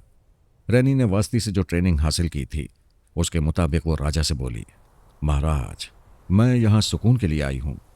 वहाँ अपने शाही खानदान में मैं शाहाना तकल्लुफ़ात से परेशान हो गई थी। मैं तो सिर्फ आपके साथ ज़्यादा से ज़्यादा वक्त गुजारना चाहती हूँ। रैनी ने जिस अदा से ये बात कही, वो राजा को खुशफहमी में मुब्तला करने के लिए काफ़ी थी। वो खुश होकर बोला, मेरे बड़े भाग हैं कि मैं आपके करीब रहूँगा, लेकिन शायद प्रिंस आपको तन्हा नहीं छोड़ना चाहते। हाँ, प्रिंस से मैं निमट लूँगी। आप पहले तो हमें रेयून के दीदार करा दें, उसके बाद प्रिंस तन्हा महल से बाहर जाने वाले हैं। उनके जाने के बाद हम इत्मीनान से बातें करेंगे। राजा इंद्रजीत ने फौरन ही हुक्म दिया, मुअज़्ज़ज़ मेहमान महल के अजायब घर में जाएंगे, वहां से आम लोगों को हटा दिया जाए। वास्ती महल के एक कमरे में आराम कर रहा था, क्योंकि रैनी अपना रोल अदा कर रही थी। वो राजा के साथ उसके कमरे में आ गई। फिर वो सब महल के मुख्तलिफ हिस्सों से गुजरते हुए एक जीने के पास पहुंचे।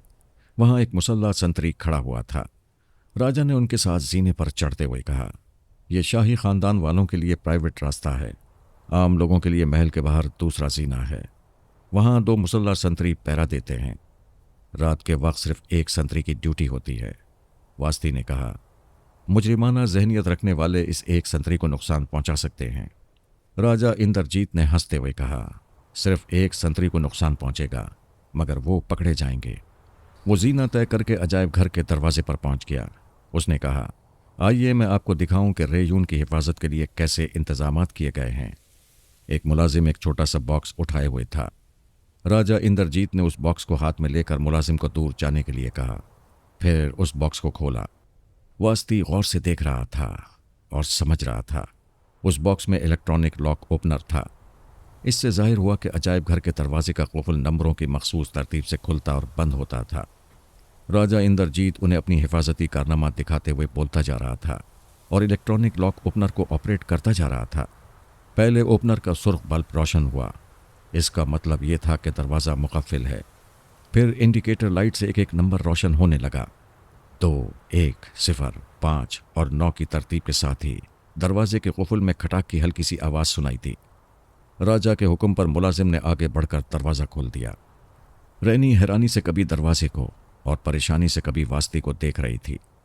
वास्ती ने मुस्कुराकर आंख मारी तो वो अपनी परेशानी पर काबू पाती हुए मुस्कुराते हुए बोली, वाह महाराज, ऐसे इलेक्ट्रॉनिक कुफल को तो कोई खोल नहीं सकेगा। वो खुश होकर बोला, मेरा दावा है कि हमारे देश में ऐसे कुफल खोलने वाला कोई नहीं है। अगर वहां भी हो तो उसे नंबरों की मखसूस तरतीब मालूम नहीं होगी। आप मुअज़्ज़ज़ मेहमान हैं। मैंने पहली बार आप दोनों के सामने ये तरतीब जाहिर की है। अंदर तशरीफ़ लाएं। वो राजा के साथ अजायब घर में दाखिल हो गए। वहाँ चारों तरफ दीवारों के साथ शोकेस बने हुए थे। हर शोकेस में तारीख़ी अहमियत की कुछ चीज़ें रखी हुई थीं। वो बहुत बड़ा सा हॉल था। उसके वस्त में 10 फुट का एक चौकोर प्लेटफॉर्म था। उसकी बुलंदी 2 फुट थी और उस प्लेटफॉर्म के वस्त में शीशे का बड़ा सा शोकेस था।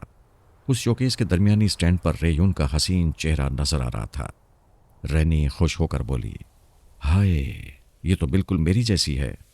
राजा इंद्रजीत रेयून की हिफाजत के सिलसिले में कहने लगा, हर दौर में हुस्न को सजा बनाकर और संभाल कर रखने की कोशिशें की गई हैं, लेकिन हमारी सरकार ने जो हिफाजती इक़दाम किए हैं उनका जवाब नहीं है। वास्ती ज़रा दूर खड़ा गौर से सुन रहा था। राजा कह रहा था, रेयून के शोकेस तक पहुंचने के लिए इस प्लेटफॉर्म पर चढ़ना होगा, लेकिन इस प्लेटफॉर्म के किसी हिस्से पर भी कदम रखते ही महल के अंदर और बाहर खतरे का अलार्म बजने लगता है। वाकई प्लेटफॉर्म पर कदम रखे बगैर कोई शोकेस तक नहीं पहुंच सकता था। रैनी ने कहा, यह शोकेस तो चारों तरफ से बंद है, इसे कहाँ से खोला जाता है? राजा ने कहा, शोकेस की छत पर 2 फुट के दायरे में रास्ता बनाया गया है। इस रास्ते को गोल ढक्कन से बंद किया गया है। कभी कभी इसे खोलकर शोकेस के अंदर सफाई की जाती है। रैनी ने पूछा, सफाई करने वाले शोकेस की छत तक कैसे पहुंचते होंगे? वास्ती ने हंसते हुए कहा, यह भी कोई पूछने की बात है? अलार्म का कनेक्शन अलग कर दिया जाता होगा। राजा इंद्रजीत ने कहा, हाँ, कनेक्शन अलग करने के लिए ख़ास तौर से सरकारी अफसरान यहाँ आते हैं और वही जानते हैं कि वो कनेक्शन कहाँ है और किस तरह अलग किया जाता है। राजा रैनी से मुखातिब था और उसी की तरफ तवज्जो दे रहा था। वास्ती की सारी तवज्जो हासिल न होने वाली रेयून की तरफ थी। वाकई ऐसे इंतजामात थे कि वो लाहासिल बन गई थी। वो शोकेस के चारों तरफ बड़े गौर से देख रहा था। रैनी राजा को अपने साथ बातों में लगाकर दूसरे शोकेस की तरफ ले गई ताकि वास्ती तन्हाई में वहां का अच्छी तरह जायजा लेने के बाद अपनी नाकामी का एतराफ़ कर ले। 1 घंटे बाद वो सब अजायब घर से बाहर आ गए। उस दरवाजे को उन्हीं मखसूस नंबरों से बंद कर दिया गया। इस बार वो लोग दूसरे जीने से उतरे। वो जीना महल के अंदर जाता था। वास्ती ने कहा था कि वो बाहर जाना चाहता है। राजा ने उसके लिए गाड़ी और कार्ट वगैरह का इंतज़ाम करना चाहा, लेकिन उसने ये कहकर इनकार कर दिया कि वो इस छोटे से शहर में तन्हा पैदल घूमना चाहता है। जॉन ने दुरुस्त कहा था, वहाँ उसकी एक टैक्सी है जिसका ड्राइवर वास्ती और रैनी को पहचान लेगा। वास्ती जब महल से दूर एक फुटपाथ पर चल रहा था तब वो टैक्सी उसके करीब आकर रुक गई। ड्राइवर ने खिड़की से सर निकालकर मुस्कुराते हुए कहा, प्रिंस, आपका खादिम हाजिर है। वास्ती टैक्सी का पिछला दरवाज़ा खोलकर बैठ गया। उसने गाड़ी को आगे बढ़ाने के बाद पूछा, आपने अजायब घर देख लिया? हाँ। वो सिगरेट सुलगाने लगा। तो फिर हुक्म दें, किस दिन की फ़्लाइट में आप लोगों की सीटें रिजर्व करवाई जाएं? वो धुआं छोड़ने के बाद बोला, परसों 7 तारीख है। 7 तारीख की सुबह 8 बजे एक फ़्लाइट बैंकॉक और हांगकांग जाती है। दूसरी फ़्लाइट 11 बजे पेरिस जाती है। मैंने नागपुर में क़याम के दौरान एहतियातन दोनों फ़्लाइटों में 2-2 सीटें रिजर्व करवा ली हैं। ड्राइवर ने हैरानी से पूछा, परसों यानी 7 तारीख को? यानी कि आप कल रात तक वो खोपड़ी हासिल कर लेंगे? हाँ। तुम ये बताओ, टैक्सी के ज़रिए हम कितने घंटे में नागपुर एयरपोर्ट पहुंचेंगे? 4 घंटे में पहुंचा दूंगा। कल रात को 3:30 बजे महल के उस फाटक के बाहर टैक्सी ले आना। उस वक्त के मुताबिक हम आधा घंटे पहले नागपुर एयरपोर्ट पहुंच जाएंगे। ड्राइवर ने कहा, मैंने भी वो अजायब घर देखा है। मैं रेयून के शोकेस वाले प्लेटफॉर्म के पास खड़ा हुआ था। एक नौजवान लड़के ने शरारत से 5 पैसे का एक सिक्का प्लेटफॉर्म पर फेंक दिया था। सिक्का वहां गिरते ही चारों तरफ खतरे का अलार्म बजने लगा था। मैं जानता हूं एक तिनका भी उस प्लेटफॉर्म को छू ले तो अलार्म गूंजने लगेगा, और ये भी जानता हूं कि बड़े से बड़ा शातिर भी उस अलार्म के कनेक्शन को काट नहीं सकता। प्रिंस, आपने ये भी देखा होगा कि शोकेस की ऊंचाई 8 फुट है। कोई स्पोर्ट्समैन उछलकर वहां पहुंचना चाहे तो शोकेस के नाजुक शीशे चकनाचूर हो जाएंगे। उसने सिगरेट का गहरा कश लगाकर धुआं छोड़ते हुए कहा, मैं ये भी जानता हूं कि शोकेस की छत पर 2 फुट के दायरे में जो रास्ता बनाया गया है उस रास्ते से मेरी जिसामत का आदमी नहीं गुजर सकता। ड्राइवर ने एक तरफ गाड़ी रोक दी, फिर पिछली सीट की तरफ घूमकर बोला, ताज्जुब है, उसे हासिल करना जुए शीर लाने के मुतरादिफ है, यानी कि तकरीबन नामुमकिन है, और आप परसों के लिए सीटें रिजर्व करा चुके हैं। क्या रेयून की खोपड़ी खुद ही शोकेस से निकलकर आपके पास पहुंच जाएगी? वो सिगरेट का आखिरी कश लेकर उसे बाहर फेंकते हुए बोला, हाँ, रेयून ने मेरे पास खुद ही आने का वादा किया है। गाड़ी वापस ले चलो। महल में रात का पुरतकल्लुफ़ खाना खाने के बाद रैनी और वास्ती अपनी ख्वाबगाह में आ गए। जब से वो दोनों एक दूसरे की तरफ माइल हुए थे, उन्हें एक ही ख्वाबगाह में रातें गुजारने का मौका नहीं मिला था, क्योंकि नागपुर में दिवाली की 2 रातें कमारबाजी में गुजरी थीं और दिन को वो थक हार कर सो जाते थे। रैनी ने ख्वाबगाह में आकर पूछा, तुमने डिनर के वक्त मुझे कम खाने के लिए क्यों कहा था? इसलिए कि आज रात इस ख्वाबगाह में वर्जिश करना है। वो मोहब्बत से घूर कर बोली, क्या शरारत सूझ रही है? नहीं, मैं काम के वक्त सिर्फ काम की बातें करता हूँ।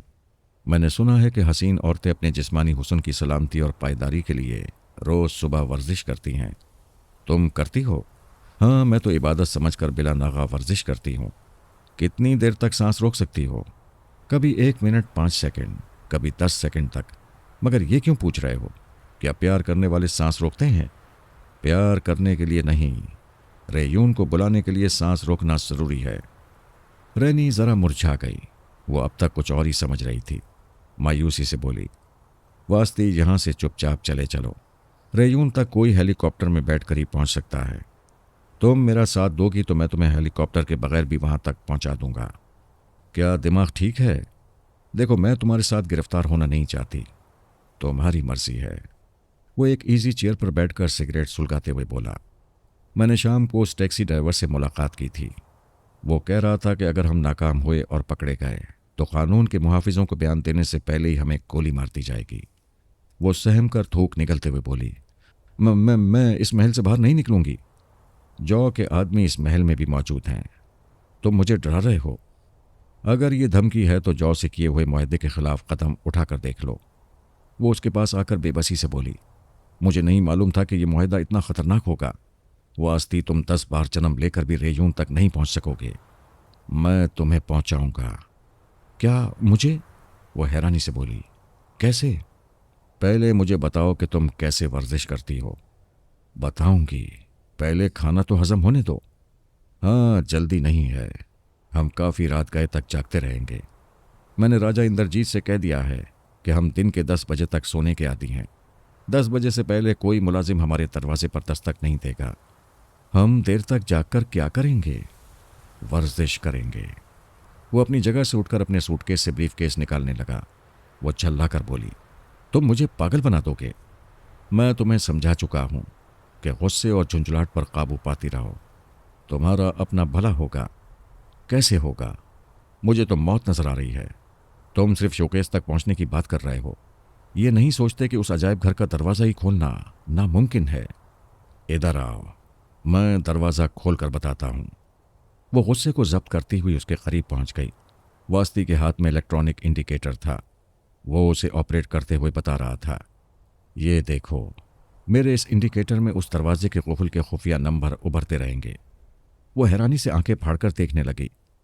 वही खुफिया नंबर वहां उभर रहे थे।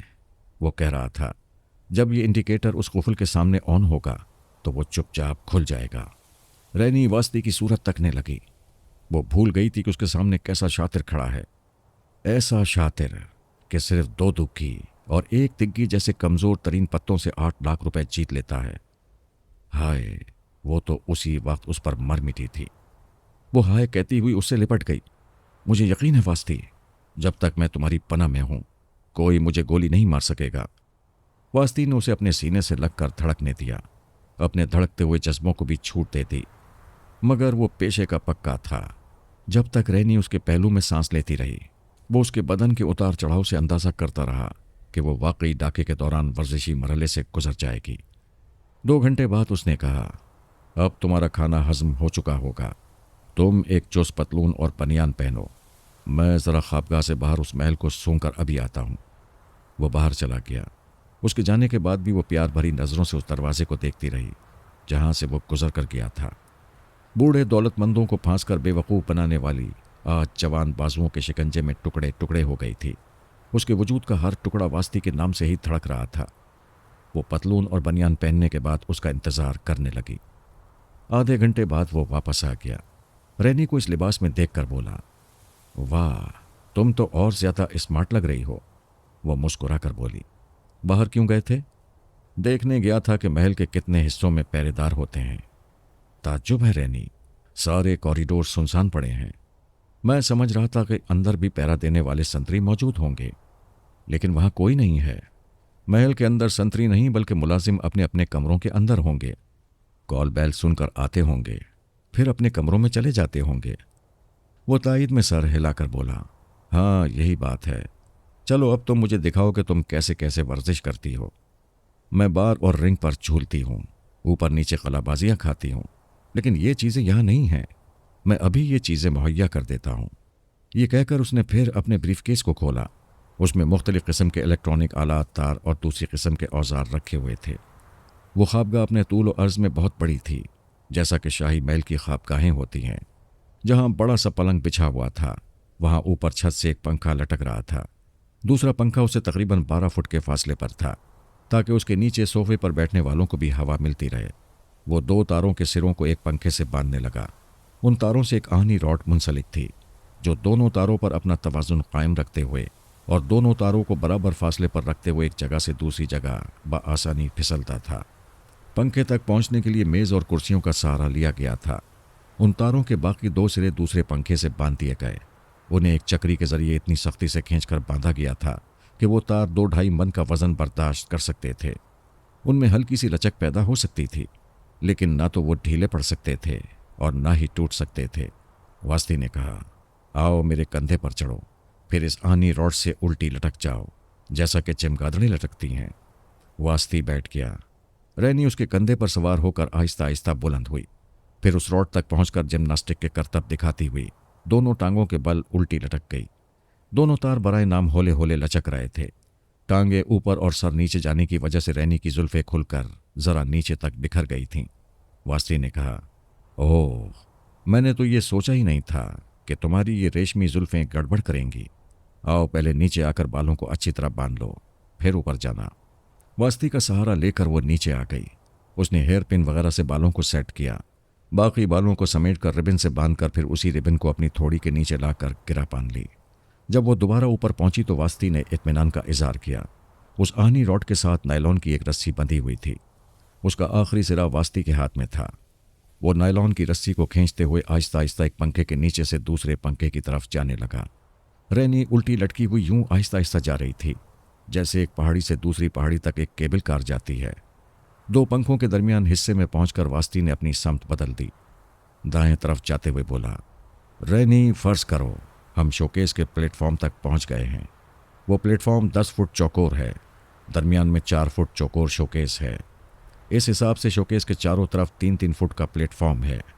रैनी उल्टी लटकी हुई उसकी बातें गौर से सुन रही थी। वो दूर नीचे खड़ा कह रहा था, इस हिसाब से मैं 4 फुट दाएं तरफ हट गया हूं, ताकि नायलॉन की ये रस्सी प्लेटफॉर्म से दूर रहे।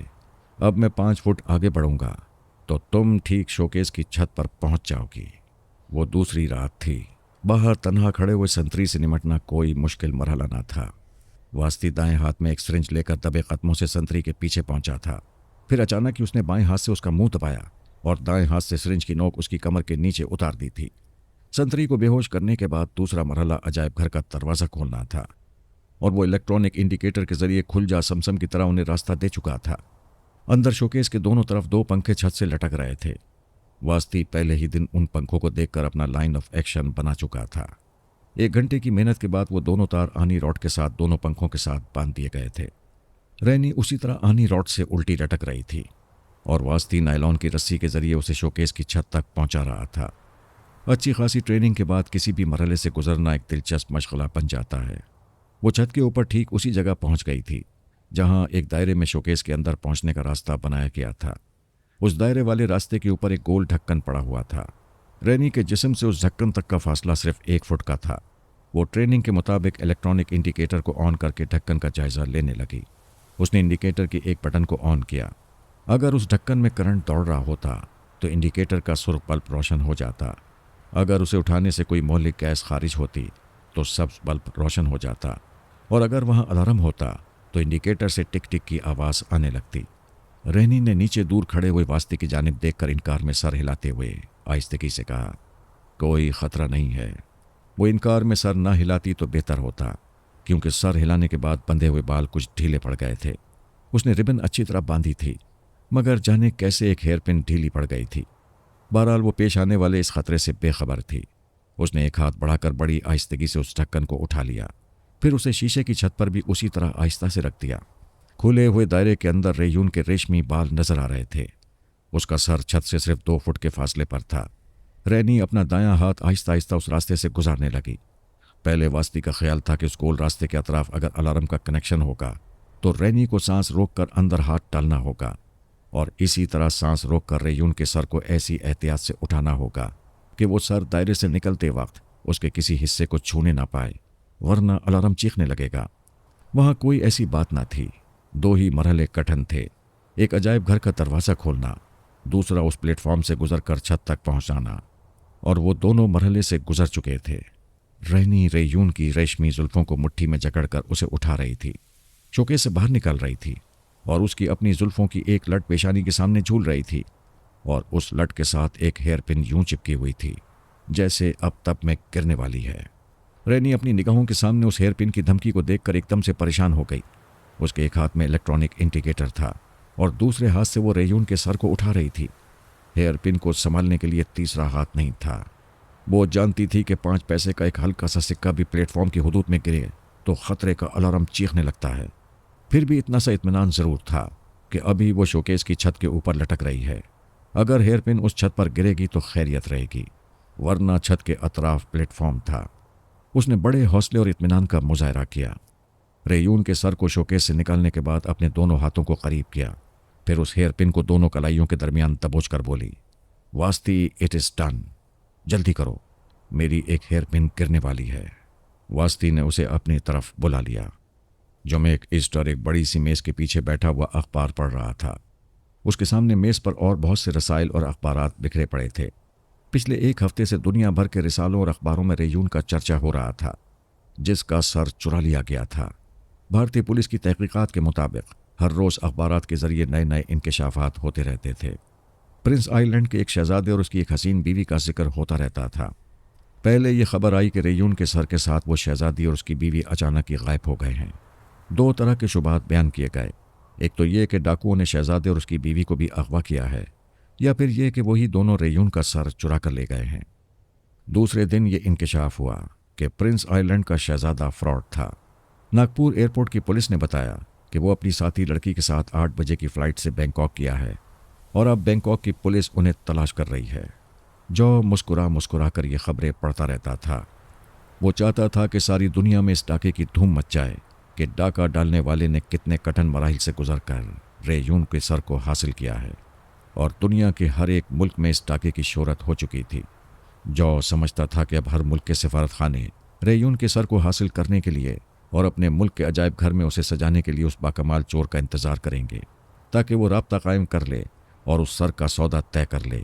और जो राब्ता कायम कर रहा था, वो खूब समझता था कि भारत के दोस्त मुल्कों से सौदा नहीं करना चाहिए, क्योंकि वहाँ ये चोरी का माल समझा जाएगा। लिहाजा उसने मुखालिफ ग्रुप के मुल्कों से राब्ता कायम किया। सुबह से शाम तक टेलीफोन कॉलें आती रहती थीं। मुख्तलिफ मुल्कों के सफ़ीर अपनी अपनी बोलियाँ देते रहते थे। जो की तवक्को के मुताबिक बोलियाँ बढ़ते बढ़ते $50 लाख तक पहुँच गई थीं, और सभी को ये तासुर दे रहा था कि रेयून का एक सर है, जो $50 लाख से ज़्यादा बोली देगा वो सर उसी के हवाले किया जाएगा। एक हफ्ते बाद वो उन मुल्कों की फहरिस्त तैयार कर चुका था जो 55 और $60 लाख तक बोली दे चुके थे। फहरिस्त में उन मुल्कों के नाम के आगे मुख्तलिफ दिन और तारीखें लिखी हुई थीं, यानी उसने हर मुल्क के सफ़ीर से मुलाकात करने की अलग अलग तारीख मुकर्रर की थी और हर एक से कहा था कि वो मुकर्ररा रकम एक मखसूस जगह पहुँचा दें। जब वो रकम बहिफाजत फ्रांस से बाहर चली जाएगी तो फहरिस्त में लिखी हुई तारीख के मुताबिक रकम अदा करने वाले को एक मखसूस जगह बुलाया जाएगा और रेयून का सर उसके हवाले कर दिया जाएगा। तमाम मामलात बखूबी तय हो चुके थे। वास्ती ने इत्तला भेज दी थी कि वो किसी दिन भी वहाँ माल के साथ पहुँच जाएगा, मगर इससे पहले राजा इंद्रजीत वहाँ पहुँच गया। जॉन ने उसे देखते ही अपनी जगह से उठकर बड़ी गर्मजोशी से उसका इस्तकबाल किया। आहा राजा साहेब, भाई ऐसी बेसब्री अच्छी नहीं होती, आपको यहाँ आना नहीं चाहिए था। राजा इंद्रजीत आराम से एक सोफे पर बैठते हुए बोला, मैं कोई बच्चा नहीं हूँ। मैंने 1 माह पहले ही ऐलान कर दिया था कि 16 तारीख को आबो हवा की तब्दीली के लिए पेरिस जाऊँगा। मैं डॉक्टरों के मशवरे पर आया हूँ, कोई मुझ पर शुबा नहीं कर सकता। जॉन ने 2 पैक बनाए, एक उसकी तरफ बढ़ाते हुए बोला, ठीक है, ये बताओ वास्ती का कारनामा कैसा रहा? शानदार। भाई मुझे तो यकीन नहीं था कि वो रेयून का सर वहाँ से ले जा सकेगा। हमारी सरकार ने उसे लाहासिल बना दिया था। मैं भी मजबूर था, क्योंकि दो सरकारी अफसरान के सिवा कोई नहीं जानता था कि अलार्म को कहाँ से डिस्कनेक्ट किया जाता है। मैं भी नहीं जानता था। हाँ, चूंकि मैं अपने शाही ख़ानदान के अफराद के लिए अजायब घर का वो दरवाज़ा खोलता था, इसलिए मैंने वास्ती के सामने जानबूझकर उन नंबरों की तरतीब को जाहिर किया था। जॉन ने सर हिलाकर कहा, राजा साहिब, मैं आपसे दो ही काम लेना चाहता था। एक तो यह कि आप रैनी के हुस्न को देखकर और उसके जेवरात को देखकर ललचाए हुए अंदाज में उन्हें अपना मेहमान बनाकर महल में ले जाएं। दूसरा यह कि अजायब घर के कुफुल का खुफिया नंबर वास्ती पर जाहिर कर दें। वैसे मिस्टर जॉ, वो हीरे जवाहरात जो रैनी के बदन पर सजे हुए थे, उनका जवाब नहीं है। बिल्कुल असली लगते हैं। मुझ जैसे बहुत कम जौहरी उन्हें एक नज़र में देखकर समझ सकते थे। फिर वो हंसते हुए बोला, औरत जेवरात पर जान देती है। वास्ती को सिर्फ रेयून की फिक्र थी, लेकिन रैनी ने उस मरहले पर भी जेवरात को नहीं छोड़ा, सारे समेट कर ले गई। जॉ ने भी जवाबन हंसते हुए कहा, हाँ, औरत को झूठी चमक दमक से भी बेवकूफ़ बनाया जा सकता है। जब वो दोनों आएंगे तो मैं उनके कारनामे से खुश होकर वो सारे जेवरात रैनी को इनाम के तौर पर दे दूंगा। फिर वो इनाम के लिए मज़ीद रकम का मुतालबा नहीं करेगी। दोनों ने कहक़हे लगाते हुए अपने अपने जाम खाली किए। तब उनकी नज़रें दरवाजे पर गईं। वहाँ रैनी और वास्ती खड़े हुए थे। रैनी ने आगे बढ़ते हुए कहा, अच्छा, तो यही हमारा इनाम है कि हमसे फ्रॉड किया जाए। जॉन ने हिचकिचाते हुए कहा, नहीं रैनी, मैं तो ये जेवरात इनाम में देकर तुमसे मजाक करना चाहता था। बाद में तुम्हें बता देता कि ये नकली हैं। आओ वास्ती, वहाँ खड़े क्यों हो? मैंने $1-1 लाख का इजाफी मुआवजा देने का वादा किया था और वो अभी दूंगा। वो सर कहाँ है? महफूज है, वास्ती ने आगे बढ़ते हुए कहा। जाओ, आखिर इस ड्रामे की ज़रूरत क्या थी?